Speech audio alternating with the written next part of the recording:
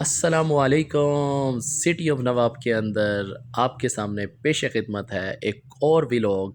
और इस व्लॉग में हम कवर करने वाले हैं आज बहावलपुर की शान एक ज़बरदस्त प्लेस और पार्क लाल सुहानरा और नेशनल पार्क जिसका दूसरा नाम भी है।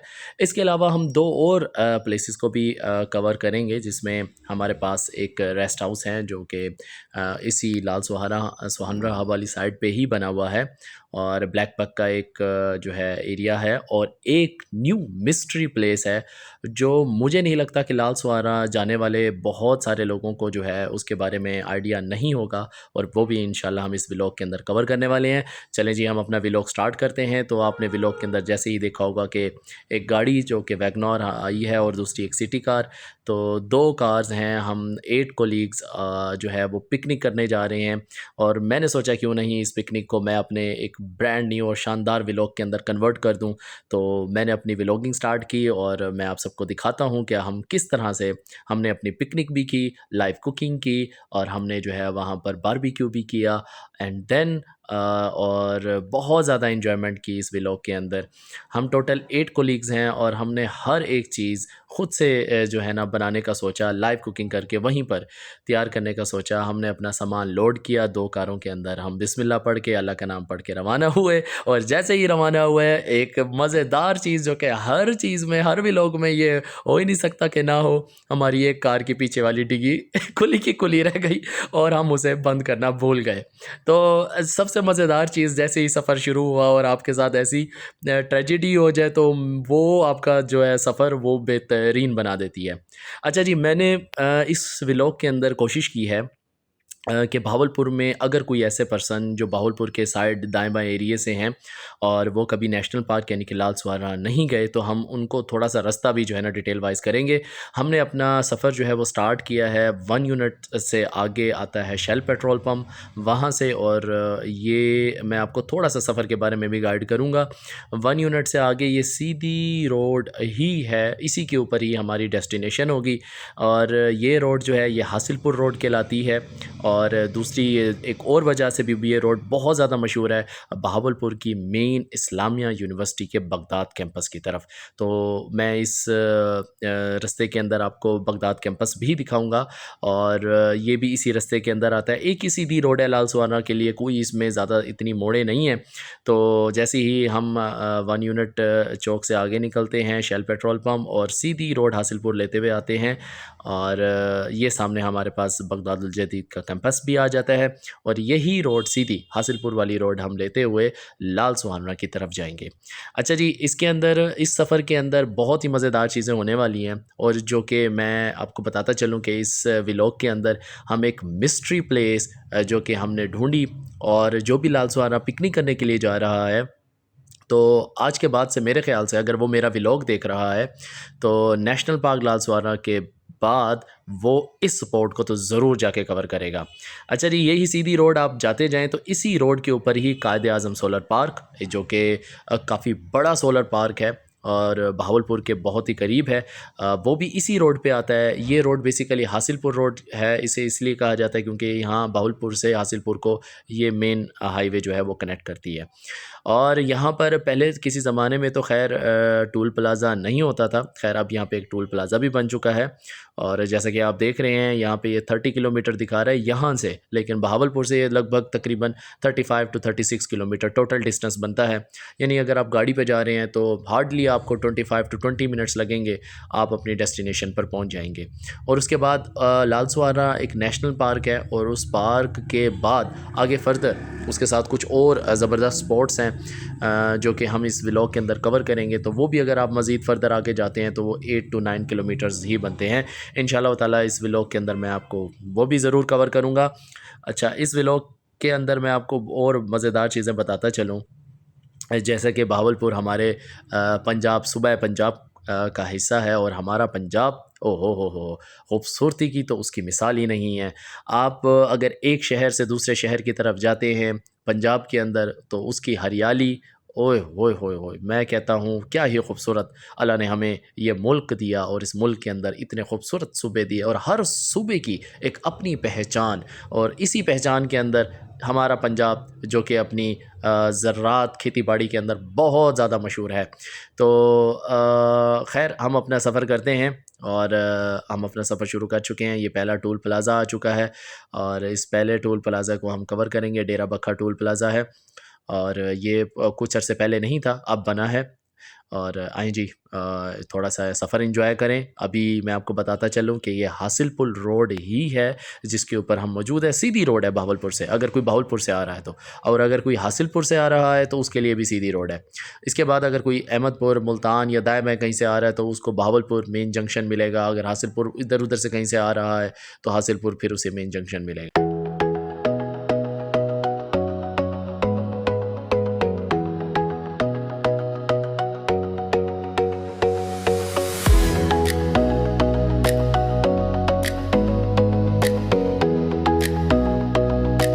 अच्छा जी, ये हम तकरीबन नेशनल पार्क के बिल्कुल करीब यानी लाल सवारा के बिल्कुल करीब पहुंच चुके हैं। मैं आप सबको इन्फॉर्मेशन देता चलूं कि लाल सवारा की तरफ जो रोड जाती है और उस रोड से पहले एक एरिया आता है। इस एरिया, ये जो चौक बना हुआ है, यहाँ से आप कोई भी चीज़ परचेज़ कर सकते हैं। इसके बाद जो रोड आएगी उसके ऊपर आपको कोई भी इस तरह की फ़ैसिलिटीज़ नहीं मिलेंगी। तो अगर आपने कोई भी खाने पीने की चीज़ जो कि आपकी रह गई है और मिस हो गई है तो आप वो यहाँ से ले सकते हैं। बट मैं आपको एक और भी चीज़ सजेस्ट करूँगा कि यहाँ से भी ना लें। अगर आप सिटी में से कहीं से आ रहे हैं तो वहाँ से लें। वैसे हमने यहाँ पे 2 चीज़ें जो है वो हमारी रह गई थी। एक हम लकड़ियाँ लेना भूल गए थे और एक हमने पानी नहीं लिया था। तो हम यहाँ पे रुके, हमने यहाँ पे पानी लिया और यहीं पे करीब से ये हमने लकड़ियाँ भी लीं। और हमने सोचा कि हम यहाँ पर जो है वो रास्ते में जाते-जाते ना थोड़े से माल्टे किन्नू भी लेंगे। तो उसकी भी बड़ी इंटरेस्टिंग स्टोरी है, वो मैं आपको बताता हूँ। तो जैसे-जैसे आप किसी ज़ाहिर है एक ऐसे स्पॉट के करीब पहुँचे जहाँ पे लोगों का हजूम हो, तो वहाँ पर चीज़ों की प्राइसेस ऑटोमेटिकली बढ़ जाती है। ख़ैर, पहले मैं आपको रास्ता समझाता चलूँ। अब हम हासिलपुर रोड में अ, डेरा बख्या से टोल प्लाज़ा को क्रॉस करके जैसे ही आगे की तरफ आए हैं, यहाँ बेसिकली हमने इस रोड से इस तरफ मुड़ना था, बट हमसे गलती हो गई। हम उसी रोड पे ही रहे, हम मुड़े नहीं। तो आपने यहाँ से मुड़ जाना है क्योंकि ये सीधा रास्ता है और सीधा आपको जो है वो लाल सुअर्रा के मेन रोड के ऊपर लेकर जाता है। ख़ैर, हमसे गलती हुई तो हम दोबारा से जो है वो रॉन्ग टर्न लेकर ऊपर से आए और फिर जो है हमारे सामने एक मेन रेलवे फाटक बना हुआ है और ये सीधी रोड जो है लाल सुअर्रा की तरफ जाती है। तो जैसे ही आप इस रोड के ऊपर मुड़ेंगे तो इसके बाद आपकी नेक्स्ट डेस्टिनेशन सामने आपको नेशनल पार्क का लाल सुअर्रा का गेट मिलेगा। अच्छा जी, मैं बात कर रहा था कि हमारे साथ एक बड़ी मज़ेदार चीज़ हुई है और आप सबको भी मैं बताता चलूँ अपने इस व्लॉग के अंदर, ताकि जो भी इस व्लॉग को देख रहे हैं तो शायद वो नेक्स्ट टाइम ये गलतियाँ ना करें। अच्छा जी, हम बहावलपुर के अंदर मौजूद थे तो वहाँ पर हमें किन्नू माल्टा जो है ऑरेंज, वो मिल रहा था तकरीबन 80 रुपए किलो और किसी जगह पे 60 रुपए किलो भी था। हमने सोचा कि हम जैसे-जैसे यानी कि इस एरिया के करीब जाएँगे, यहाँ पे बागात ज़्यादा हैं, तो शायद किन्नू या माल्टे अच्छी क्वालिटी के और हमें और बेहतर रेट में मिलेंगे जो कि हमारी सबसे बड़ी भूल थी। मैं आपको बताता चलूँ कि शहर में मिलने वाली चीज़, बहावलपुर में मिलने वाली चीज़ 80 रुपए किलो, वो यहाँ पर 150 180 रुपए किलो थी। और हम इतना पछताए यहाँ आके कि काश हम वहाँ सिटी के अंदर से ही किन्नू लेते आते तो शायद हमारा ये सफ़र और अच्छा गुज़रता और हम इस धूप में बैठ के और इस ठंडी-ठंडे, मीठे-मीठे मौसम में किन्नू खाते। तो पंजाब के लोग और वैसे तो हम पंजाब के लोग क्या, हमारे किसी भी सूबे के लोग हैं, सबको माल्टा किन्नू तो एक सर्दियों की एक ऐसी सौगात है, एक ऐसा फल है अल्लाह ने हमें दिया है जो कि सबको पसंद है। तो खैर जी, हम लाल सवारा की रोड के ऊपर आ चुके हैं। अब ये रोड जो है वो सीधी आपको नेशनल पार्क की तरफ लेके जाएगी और इधर आप बस जैसे ही इस रोड के ऊपर आ जाएँ, अपना सफ़र को एंजॉय करें। दाएँ-बाएँ आपको हरियाली, खेती और ये रोड। वैसे मैं आपको एक हाईली रिकमेंड करता चलूँ, शायद ये बात मैं अपने व्लॉग में बार-बार करूँ कि अगर आपको कभी लाल सुहाना आना है, इस साइड पे आना है तो कोशिश करें ऐसे मौसम में है जब क्लाउडी एरिया हो, यानी आपको पता हो कि जी कल जो है वो हल्की धूप, हल्के बादल या बादल रहने हैं, क्योंकि यहाँ पे जो रोड हैं, उन रोड्स का मज़ा, अगर आपका वेदर कंडीशन क्लाउडी है तो इतना ज़्यादा मज़ेदार हो जाता है आपका ये सफ़र कि आप सोच भी नहीं सकते। आए जी, हमारे सामने लाल स्वारा आ चुका है और उस लाल स्वारे से पहले एक बहुत बड़ी नहर जो कि उसके करीब से बहती है, जहाँ से शुमाई नहर का पानी जो है इधर सिंध से पीछे बेसिकली आ रहा है। तो अभी तो हम गए थे तो सूखी पड़ी थी, पहले इस तरह से भरी हुई थी जैसे मैंने आपको दिखाई। लें जी, लाल स्वारा का पार्क, उसका मेन गेट हमारे सामने है। सामने आपको पार्किंग नज़र आ रही है, उसका मेन गेट नज़र आ रहा है। बट हम यहाँ से इंटर नहीं होंगे, हमने इससे आगे ये जो आपको रोड नज़र आ रही है यहाँ से टर्न करेंगे और यहाँ से थोड़ा सा ही आगे, ऐसे 2-3 मिनट के फासले के ऊपर लेफ़्ट टर्न लेके टीडीसीपी का ऑफिस है, हम वहाँ से एंट्री करने वाले हैं, क्योंकि हमने करनी थी लाइव बारबेक्यू कुकिंग। और वो पार्क के अंदर इस तरह से अलाउ नहीं है कि हम आग जला सकें और इस तरह से कुकिंग कर सकें। तो हमने एक साइड एरिया जो है वो चूज़ किया ताकि हम वहाँ पे अपने पुरसकून अंदाज में कुकिंग कर सकें। तो ये है जी हमारी टीटीसीपी की रोड। ये बिल्कुल आप लालसवारा पार्क से थोड़ा सा आगे की तरफ जाएं तो लेफ़्ट साइड पर आपको वो मोड़ जो है वो मुड़ती हुई नज़र आएगी और यहाँ से आप उतर सकते हैं, कोई भी यहाँ पे जा सकता है। तो आप यहाँ पे जाएँ, यहाँ पे पार्किंग एरिया बना हुआ है और वहाँ पे अपनी गाड़ी ठहराएँ, पुरसकून तरीके से अपना सामान उतारें और पीछे बैक साइड के ऊपर आप अपनी कुकिंग कर सकते हैं। तो आएँ जी, हम आपको दिखाते हैं अपनी बारबेक्यू लाइव कुकिंग। तो यहाँ पे जी हम अपनी अंगीठी भी खुद लाए थे, हम कोयले भी अपने साथ खुद लाए थे। हमने जो है वो काफ़ी सारा सामान रात को ही मैरिनेट कर लिया था, क्योंकि आप में से बहुत सारे लोग ये बात जानते हैं कि अगर आप जो है बारबेक्यू तिक्का बोटी बनाने लगे हैं तो उसकी मैरिनेशन अगर एक रात पहले की जाए तो वो और भी ज़्यादा मज़ेदार हो जाती है। तो हमने उसकी बारबेक्यू की जो मैरिनेशन है, चिकन की मैरिनेशन, वो हमने एक रात पहले की। तो मैं आपको वैसे मेन्यू भी बताता चलूँ, हमारे आज के टूर के अंदर मेन्यू क्या होने वाला है। हमने डिसाइड किया था कि जी हम बारबेक्यू तिक्का बनाएंगे और इसके साथ जो है हम बीफ का सालन बनाएंगे विद रोटी, और बस ये 2 डिशेज़ ही हमने डिसाइड किया था। तो आएँ जी, म्यूज़िक का मज़ा लें और इस सुहाने मौसम के अंदर लाइव बारबेक्यू के इस खूबसूरत मंज़र का भी मज़ा लें।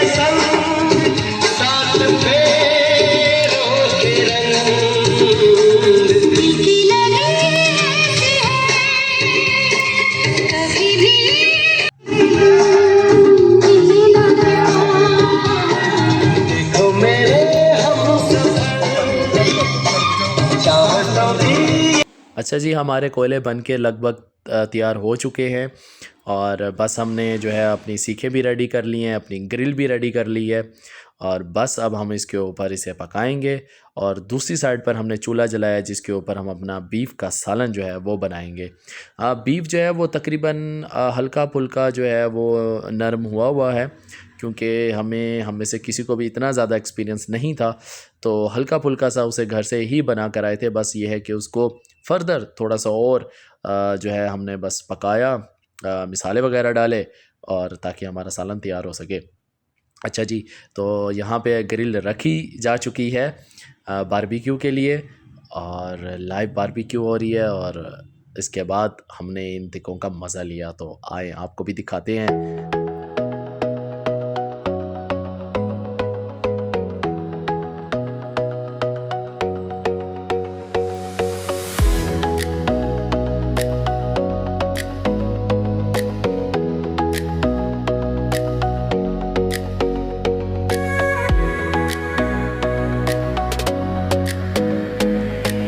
जी, हमारी ग्रिल तिक्का बोटी बस बनती आ रही थी और हम बस खाते जा रहे थे और बस बनती आ रही थी और इस खूबसूरत मंज़र का हम मज़ा ले रहे थे।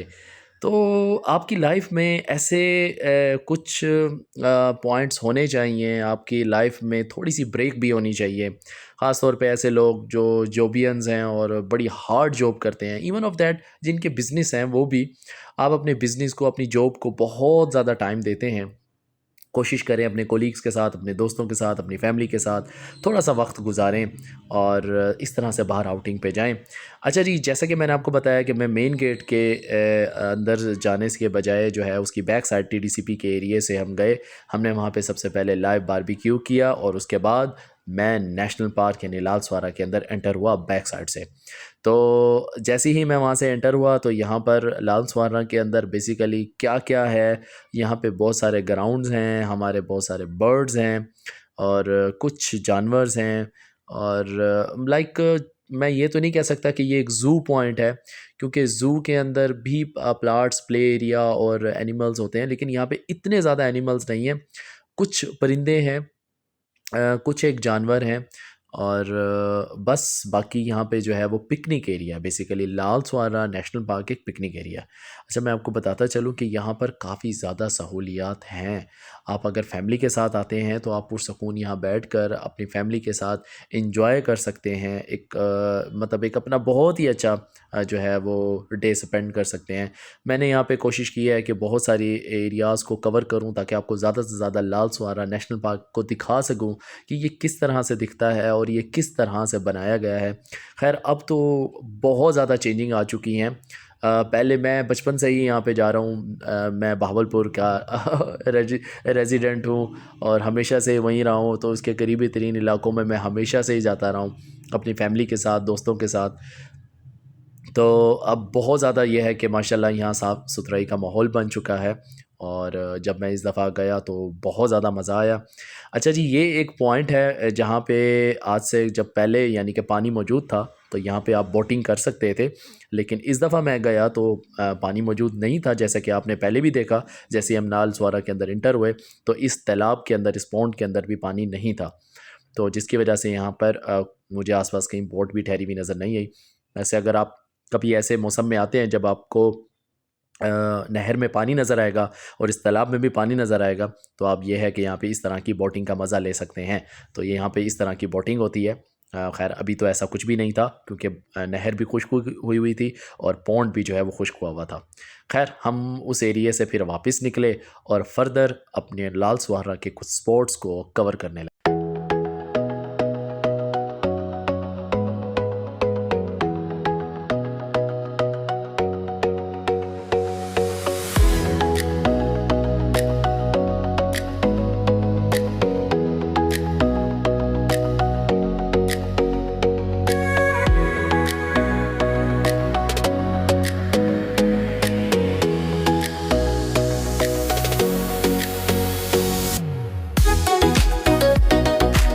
अच्छा, जब आप लाल स्वाना के अंदर मेन गेट से एंटर होंगे तो बेसिकली आप इस रोड से आएंगे। रोड पे आप आते ही आपको ये जंक्शन पॉइंट मिलेगा। मैं तो वैसे पीछे से आया, इस रोड से आया, तो इस जंक्शन पॉइंट में आप देख सकते हैं यहाँ पे DFO ऑफिस है, मिनी ज़ू है, कश्ती झील, वॉशरूम, कैंटीन, झूले और मस्जिद, हर तरह की सहूलियात यहाँ पर मौजूद हैं। बहुत ही ज़्यादा अच्छी और पुरसकून और साफ़ सुथरी जगह है। तो आप यहाँ पर ज़रूर आएँ, अपनी फैमिली के साथ आएँ और हर तरह की यहाँ पर फैसिलिटीज़ हैं जिससे आप इंजॉय कर सकते हैं। इसके बाद मैंने कुछ कैंटीन एरियाज़ को कवर किया और कुछ यहाँ पे जो बड़े बड़े प्लॉट्स हैं, प्ले एरिया है, तो वो दिखाया। चूँकि ये बहुत बड़ा है एंड हमारा नेशनल पार्क लाल स्वारा तो छोटी सी जगह नहीं है, तो यहाँ पे बहुत अच्छे अच्छे पिकनिक पॉइंट्स हैं और बहुत ही खूबसूरत जगह है। तो आप आएँ, इंजॉय करें इस पार्क के मनाजिर को।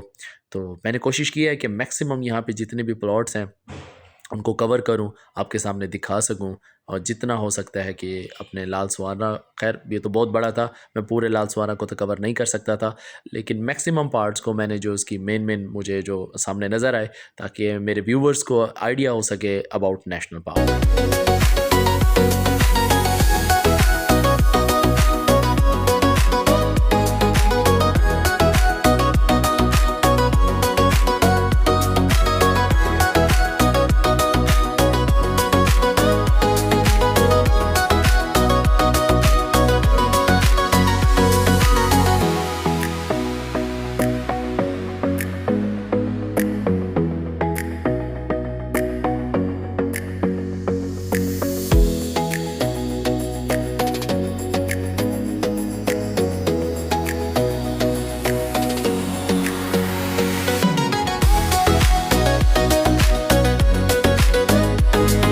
इस साइड से आप जाएंगे तो आपको ये नेशनल पार्क का सबसे लास्ट एंड पॉइंट नज़र आएगा। बट अगर आप उसकी यानी कि विड्थ की तरफ जाएँ तो वो बहुत ही बड़ा है। ख़ैर जी, हमने बारबेक्यू यहाँ पर किया और चूँकि के सबका पेट अच्छा खासा भर चुका था।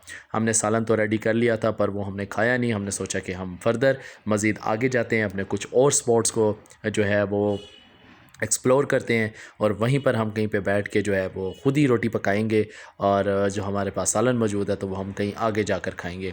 तो अभी तो किसी को भूख भी नहीं लगी थी। हमने बारबेक्यू के बहुत ही मज़ेदार बने हुए थे, तो हमने खूब इंजॉय किया और अब हम नेशनल पार्क से निकले हैं आगे ब्लैक बक एरिया की तरफ। तो इसकी भी एक बहुत ही ज़बरदस्त स्टोरी है, बहुत ज़बरदस्त इन्फॉर्मेशन है। तो आएँ जी, सफ़र का मज़ा लें।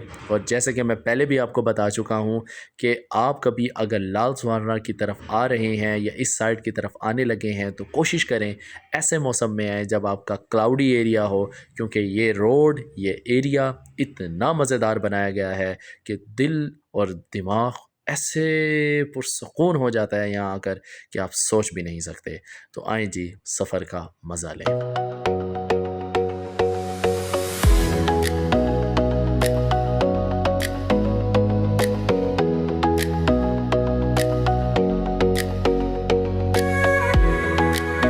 अच्छा, मैंने अपनी वीडियो को थोड़ा-सा फ़ास्ट किया है क्योंकि सफ़र डेफ़िनेटली थोड़ा-थोड़ा है, इतना ज़्यादा भी नहीं है। तो अब हम जो है वो करीब हैं अपने नेक्स्ट डेस्टिनेशन की तरफ। तो ये सीधी रोड जैसे ही आप जाएँगे आगे और आपको लेफ़्ट साइड के ऊपर एक रोड टर्न होके हुए नज़र आएगी, जो कि है ब्लैक बक का एरिया। यानी कि यहाँ बहुत सारे जो हैं वो ब्लैक डियर्स मौजूद हैं। इनकी एक ज़बरदस्त स्टोरी है। तो आएँ जी, आपको ज़रा इनकी स्टोरी के बारे में भी बताते हैं। जी, कहा जाता है कि हमारे नवाब सर सादिक ख़ान अब्बासी पंजुम, जो बहावलपुर के आखिरी नवाब तो नहीं कह सकते क्योंकि अभी भी मौजूदा नवाब यहाँ पर मौजूद हैं। तो जब हमारे पंजुम जब नवाब अब्बासी ख़ान यहाँ पर मौजूद थे, तो उस दौर में उन्होंने यहाँ पर एक ब्लैक बक यानी कि ब्लैक डियर्स की बहुत ज़्यादा पैदावार थी। तो 1960 के अंदर जो है उन्होंने ये यहाँ से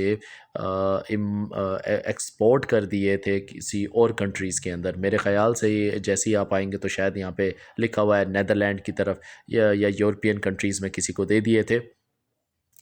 तो ख़ैर उसके बाद से यहाँ पर उसकी पैदावार जो है वो नापैद हो गई किसी वजूहात की वजह से।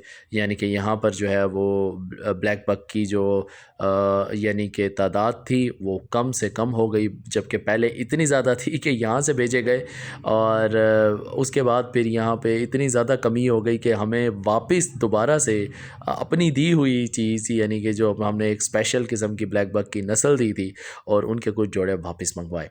तो ख़ैर उसके बाद से फिर वो जोड़े को काफ़ी ज़्यादा सख्ती की गई, यानी कि उनका ख़्याल भी रखा गया कि गर्मी सर्दी की वजह से उन्हें कुछ हो ना, वो नापैद ना हो। और इस दफ़ा हम नहीं चाहते थे कि हमारी ये नस्ल नापैद हो जाए या ख़त्म हो जाए। तो उसके बाद से इसके ऊपर बहुत ज़्यादा ध्यान दिया गया है। तो मैं आपको बताता चलूँ कि ये बहुत ज़्यादा सेंसिटिव जानवर होता है और जैसे ही ब्लैक बक जो है पैदा होता है तो पैदा होने के बाद इसका ये अंदाज़ा नहीं लगाया जा सकता कि ये जो पैदा हुआ है ये मेल है या फ़ीमेल है। कुछ अरसे के बाद अगर उसके जो है वो सींग निकल आते हैं और वो अपना कलर बदलना शुरू कर देता है तो डेफ़िनेटली वो मेल है और फ़ीमेल के जो है ना वो सींग नहीं होते। जैसे कि आप ये देख रहे हैं, ये एक ब्लैक बक है, ये ब्लैक हो चुका है। ये तकरीबन 3 साल के बाद जो है वो अच्छा खासा ब्लैक हो जाता है और 8 साल के बाद जो है बहुत प्योर ब्लैक हो जाता है। उससे पहले ये इस तरह का ब्राउन होता है जैसे आपको नज़र आ रहा है और इसके सींग भी नहीं होते। तो ये जो जितने भी आपको ब्राउन नज़र आ रहे हैं इनमें या तो कुछ फ़ीमेल्स हैं या तो वो छोटे-छोटे बच्चे हैं। लेकिन जैसे आपको ये ब्राउन कलर का ये देखें ये सींग वाला नज़र आ रहा है तो इसका मतलब है ये एक छोटा बच्चा है अभी। तो इसकी उम्र अभी कुछ मंथ है। तो जैसे ही 2 से 3 साल गुज़रेंगे ये अपना कलर ऑटोमेटिकली चेंज करेगा और ये ब्लैक हो जाएगा। और ये जो है ये बहुत ज़्यादा सेंसिटिव हैं, इंसानों से बहुत ज़्यादा डरते हैं। इतना ज़्यादा डरते हैं कि अगर इंसान जो है वो इनके करीब आएँ तो इवन ऑफ दैट ये जो है वो खाना-पीना भी छोड़ देते हैं। ख़ैर अब तो इनका बहुत ज़्यादा ख़्याल रखा जा रहा है। इनको बहुत अच्छी खुराक दी जा रही है यहाँ पे और यहाँ पे अल्हम्दुलिल्लाह से अब तकरीबन 400 की पैदावार नस्ल यहाँ पे मौजूद थी।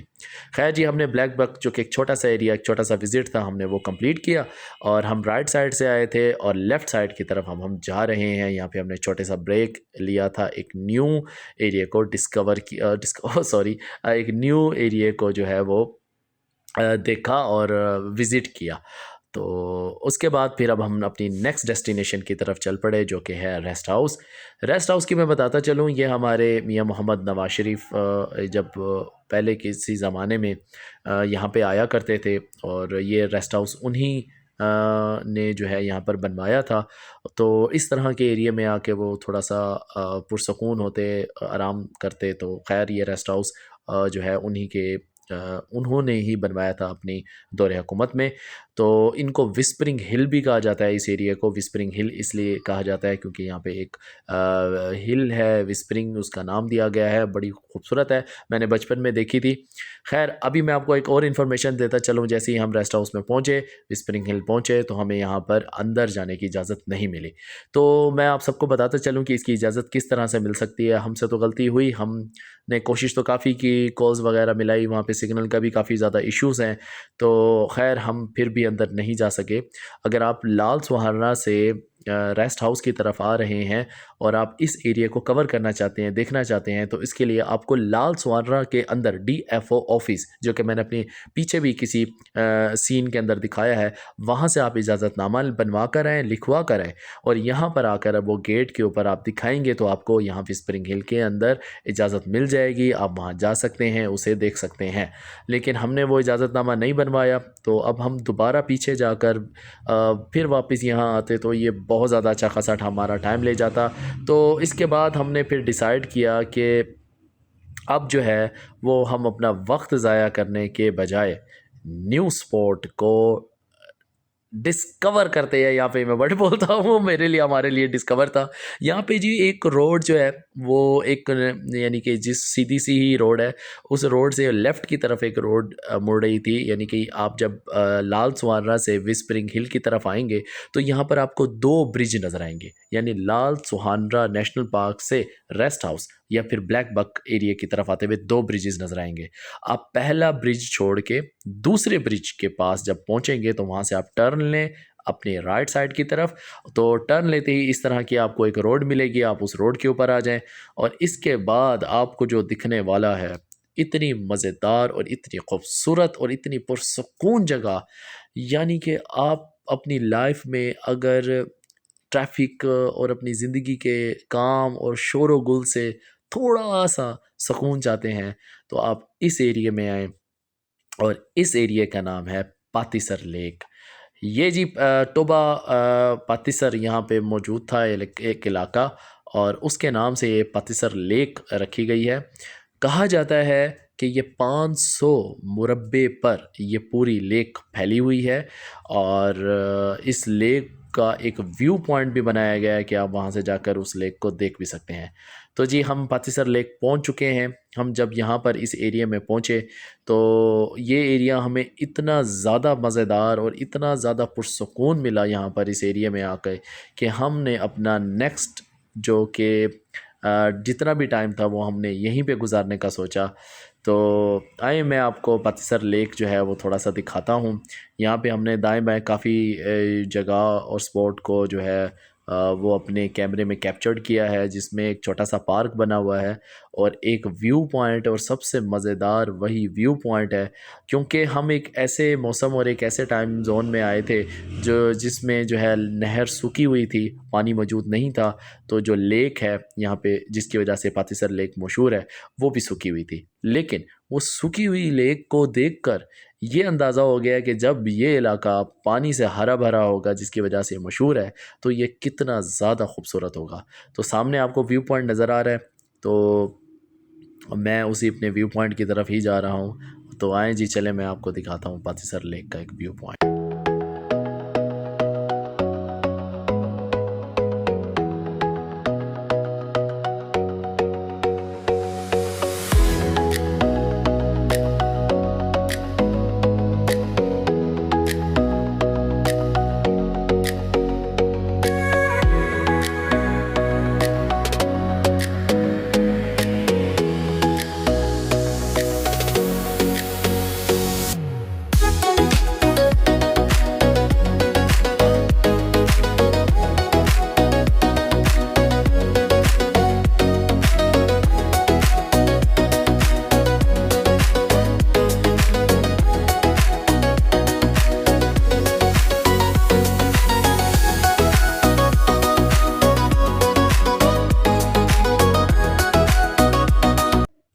टॉप व्यू के ऊपर पहुंच चुका हूं और यहां पहुंचने के बाद मुझे जो नज़ारा दिखाई दिया, शायद मेरी वीडियो या मैं उस तरह से एक्सप्लेन ना कर पाऊँ। आपको तो शायद एक जंगल सा नज़र आ रहा होगा, नो डाउट ये सारी जंगली झाड़ियाँ ही हैं।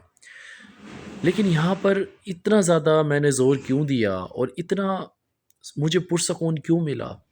दूर-दूर तक ना किसी ट्रैफ़िक का शोर था, ना ही कोई जो है हमारे लोगों का यहाँ पे हजूम था। इतना पुरसकून यहाँ पे एरिया था, मेरा दिल नहीं चाह रहा था कि मैं इस व्यू पॉइंट को छोड़ूँ। तो मैंने यहाँ पे काफ़ी टाइम गुज़ारा, यहाँ वक़्त गुज़ारा और इस नज़ारे का बहुत ज़्यादा मज़ा आया।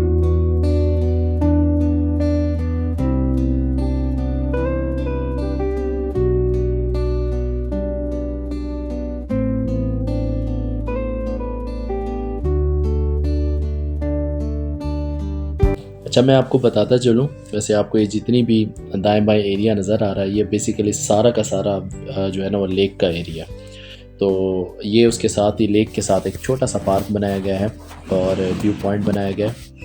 इसी के साथ ही एक छोटी-सी इसी जंगली झाड़ियों की एक छोटी-सी जो है ना कह सकते हैं कि हाइकिंग तो नहीं कह सकते, बट एक छोटी-सी वॉक थी जो कि हमने उस को भी कवर किया अपने व्लॉग में और ज़रा देखा कि ये एरिया हमें इतना ही ज़्यादा पसंद आया तो हम उस तरफ भी गए। तो ख़ैर वहाँ उस रोड पे और तो ज़्यादा कुछ भी नहीं था, बस जंगली झाड़ियाँ ही थी दाएँ-बाएँ और बस एक छोटा-सा ट्रैक, कच्चा ट्रैक बनाया हुआ था। तो आइए जी आपको भी दिखाते हैं हम यहाँ इस पातीसर लेक के अंदर और कहाँ-कहाँ।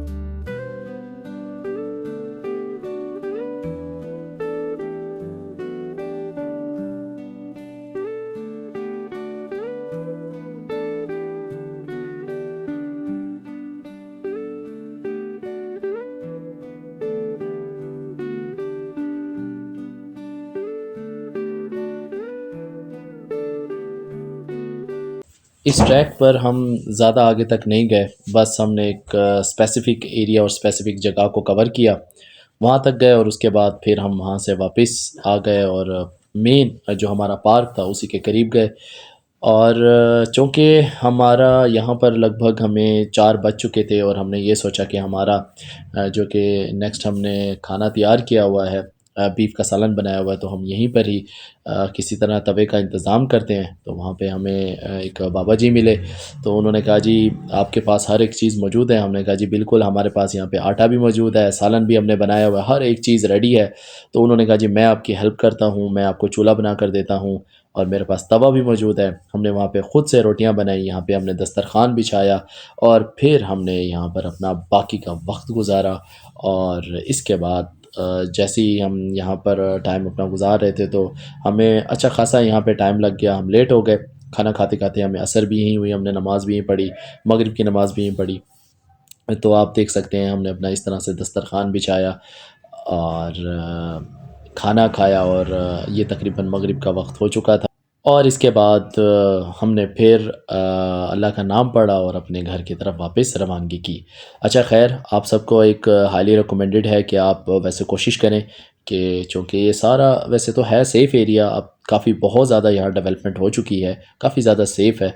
लेकिन फिर भी कोशिश करें कि अगर आप फैमिली के साथ हैं या अगर अकेले हैं, दोस्तों के साथ हैं, इतनी बड़ी आपकी गैदरिंग नहीं है, बेशक है भी सही गैदरिंग, तो आप कोशिश करें कि मगरिब से पहले-पहले इस एरिया से चले जाएँ। क्योंकि फिर इसके बाद ये एरिया बहुत ज़्यादा ही सुनसान सा हो जाता है। तो हमें भी यहाँ पे काफ़ी टाइम रात हो गई थी और इसके बाद फिर वापस हमने जो है अपने घर की तरफ रवानगी की। तो जी हमारा व्लॉग का इख्तिताम का वक्त आ चुका है और सब खुश रहें, आबाद रहें हमारी सिटी ऑफ नवाब की सीरीज़ के अंदर। इसी तरह इसको लाइक और सब्सक्राइब्स करते रहें। आप सबका बहुत शुक्रिया कि आप हमारे चैनल को इतना ज़्यादा जो है वो लाइक करते हैं। अच्छे-अच्छे कमेंट्स भी आते हैं। स्पेशली हमारे तमाम उन यूज़र्स और सब्सक्राइबर्स का दिल और गहराइयों से शुक्रिया जो कि बहुत अच्छे-अच्छे कमेंट्स देते हैं वीडियोज़ के ऊपर। तो हँसते मुस्कुराते रहें, जहाँ रहें खुश रहें, आबाद रहें, अल्लाह के हिफ्ज़-ओ-मान में रहें। और इसके बाद मैं अपने व्लॉग को यहाँ पे ख़त्म करने लगा हूँ। और इंशाअल्लाह ताला इसके बाद एक नई सीरीज़, एक नई एपिसोड के साथ आपके सामने हाज़िर होऊँगा। मुझे दें इजाज़त। अल्लाह हाफ़िज़।